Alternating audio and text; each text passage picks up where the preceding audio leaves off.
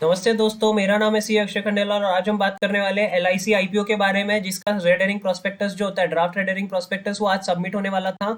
लेकिन आज कुछ रीजंस की वजह से नहीं हो पाया। एक और बड़ी न्यूज़ आ रही है जिसके अंदर लोग कह रहे हैं कि एलआईसी के जो एम्प्लॉयज़ है वो सारे के सारे इंडिया वाइड जो है वो स्ट्राइक के ऊपर जाने की बात कर रहे हैं जिस दिन आईपीओ खुलेगा। सो ये काफ़ी खराब न्यूज़ है आईपीओ के लिए।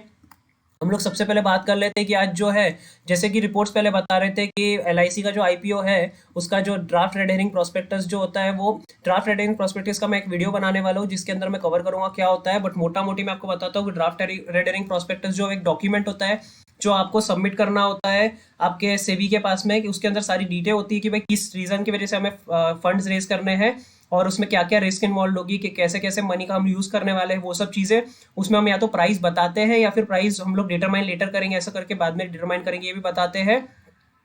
उसके अलावा आरओसी की तरफ भी सबमिट करना पड़ता है in case of book built issues. हम डिटेल में काफ़ी अच्छे तरीके से उस वीडियो में कवर करेंगे।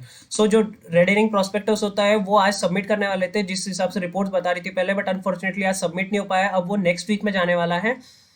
हम लोग आज बात कर रहे हैं एलआईसी का आईपीओ की, जो 5% ऑफ टोटल है, गवर्नमेंट का जो भी स्टेक है उसका 5% है। उस टाइम पे एलआईसी का वैल्यू जो था उसमें 5% जो गवर्नमेंट ने इनपुट किया था कि हम लोग उतना सेल करेंगे। अब हम लोग बात कर रहे हैं जो डाइवेस्टमेंट है, डाइवेस्टमेंट का टारगेट 78,000 करोड़ का जो बताया जा रहा है, और इससे बेनिफिट्स जो रीप होने वाले हैं गवर्नमेंट को वो लग रहे हैं अंदाजा 12 से 15 लाख करोड़ के बीच में। नेक्स्ट हम लोग बात करते हैं कि जो एलआईसी की जर्नी किस तरह से हुई थी। सबसे पहले हम लोग बात करते हैं कि जो लाइफ इंश्योरेंस कॉरपोरेशन जो था, उसका लाइफ इंश्योरेंस जो था वो फॉर्म इंडिया में इंग्लैंड से आया था 1818 के अंदर। मतलब आप सोचते हैं कितना पुराना बिजनेस है ये। ओरिएंटल लाइफ इंश्योरेंस कंपनी जो वो यूरोपियंस ने चालू की थी कलकत्ता में फर्स्ट टाइम, जो कि इंडियन सॉइल के ऊपर थी। फिर पार्लियामेंट जो था उस टाइम का, उसने 1956 के अंदर और सितंबर 1 को एलआईसी को फॉर्म किया था 5 करोड़ रुपीस के साथ में इंडियन गवर्नमेंट से लेके। और 245 इंश्योरेंस कंपनीज और प्रोविडेंट फंड सोसाइटीज, जो छोटी मोटी सोसाइटी थी, प्रोविडेंट फंड्स थे, इंश्योरेंस कंपनी थी, सारी चीज़ों को मिक्स करके एक एलआईसी बनाया था, जो कि state own life insurance corporation of India था बना। और उस हिसाब से जो है एलआईसी जो था वो इंडस्ट्रियल पॉलिसी रेजोल्यूशन 1956 का एक नतीजा है, जिसके अंदर 17 सेक्टर्स के ऊपर टारगेट किया था इंक्लूडिंग लाइफ इंश्योरेंस। अगली हम बात करें तो एलआईसी के काफ़ी सारे ऑफिसेस है आज। हर एक इंसान जो है, हर फैमिली में एक ना एक एलआईसी पॉलिसी तो होती ही होती है, और काफ़ी सारे इंश्योरेंस एजेंट्स हैं। और आपको सबसे पहले जो एक ट्रस्टवर्दी ब्रांड अगर आपको कहते हैं तो आपको एलआईसी नाम ध्यान में आता है। नेक्स्ट हम लोग अगर आईपीओ की बात करते हैं तो आईपीओ जो है, जैसे कि मैं कह रहा था, सबसे बड़ा 12 से 15 लाख करोड़ के बीच का आईपीओ हो सकता है सिर्फ 5% स्टेक के लिए। उसके अलावा इसका रीजन जो है, गवर्नमेंट ने जो आईपीओ लाने का सोचा है, 21-22 का जो डेफिसिट था। बजट के अंदर डेफिसिट होता है, मतलब क्या होता है कि आपका रेवेन्यू होता है, आप जो गवर्नमेंट कमाती है in form of tax, GST हो गया, डायरेक्ट टैक्स हो गया, या कुछ और तरीके से इम्पोर्ट ड्यूटी हो गया। उस तरीके से जो गवर्नमेंट कमाती है उसमें, और जो आपका जो गवर्नमेंट का खर्चा होता है पब्लिक सर्विस के लिए होता है, या फिर कोई ब्रिज बनाना है, कोई भी अलग अलग चीज़ों के लिए जो है यूटिलिटी सर्विस के लिए देना है, जैसे कोविड वैक्सीन फ्री दी थी उनके लिए होता है। ये दोनों का डिफरेंस जो होता है, जो कमाया माइनस जो खर्च किया, वो अगर नेगेटिव में जा रहा है, इसका मतलब है गवर्नमेंट अगर ज़्यादा खर्च कर रही तो वो डेफिसिट होता है।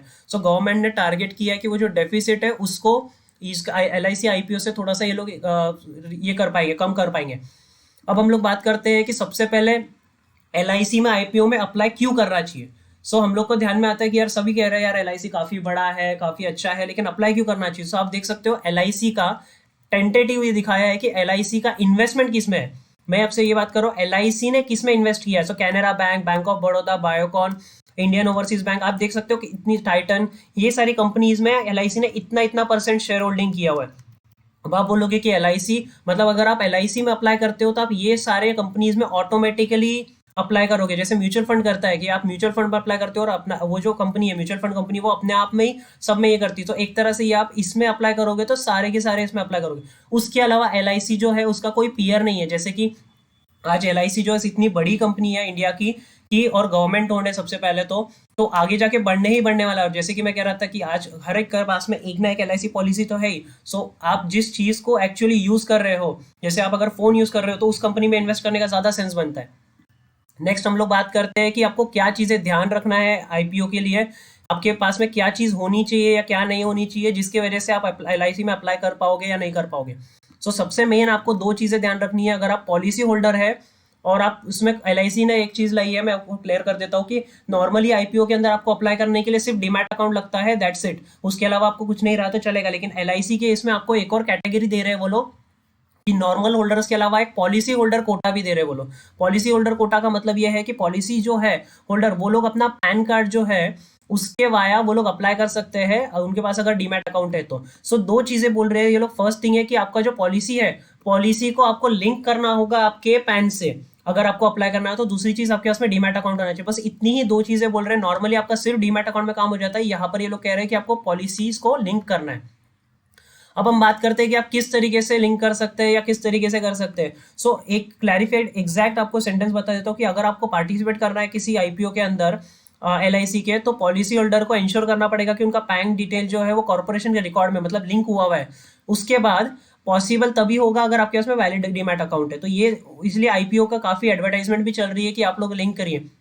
अब आप कहोगे कि कैसे लिंक करना है, उसका प्रोसीजर भी जान लेते हैं। सो मैं लिंक जो है डिस्क्रिप्शन में डाल दूंगा। सो ये लिंक है, ये पेज है जिसके ऊपर आप लिंक कर सकते हैं। यहाँ पे लिखा है देखो, link pan with your policy.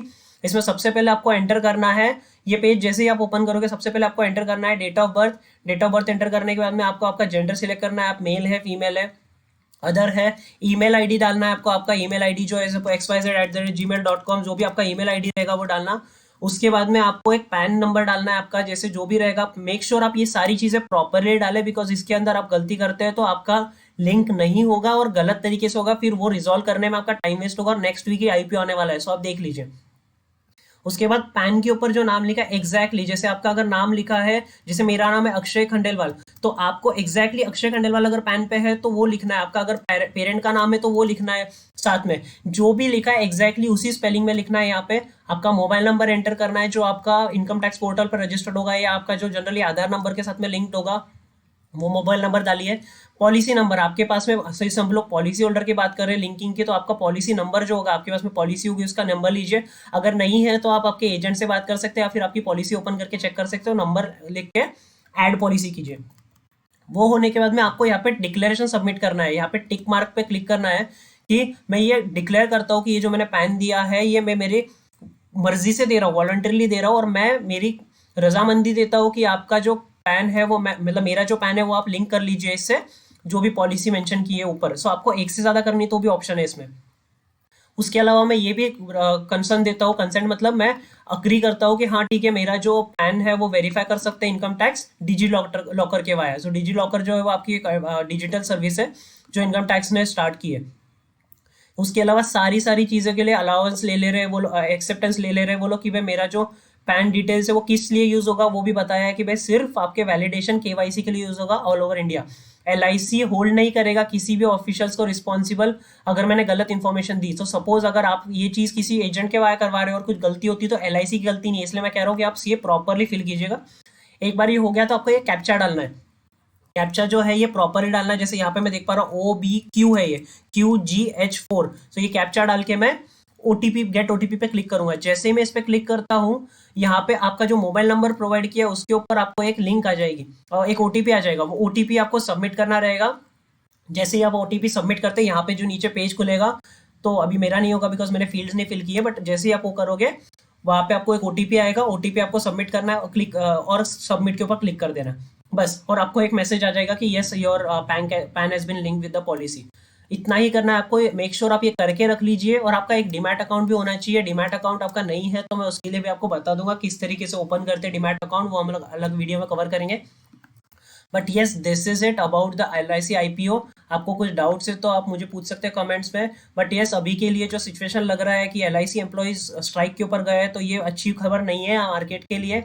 उसके अलावा जो गवर्नमेंट का भी जो चल रहा है, मतलब इसमें मैंने कवर नहीं किया है, बट एक मार्केट में ये भी खबर आ रही है कि जो LIC का IPO है उसके जो स्टार्ट में जो उसकी डिटेल्स लिखी रहेगी, लाइक उसका जो पर्पस वगैरह लिखा रहेगा LIC का, कहीं ना कहीं उसके ऑब्जेक्टिव्स में ये नहीं लिखा है कि आप इस तरीके से पब्लिक जाओगे। बिकॉज इसमें जो पैसा है ये सारा की सारा लोगों का है।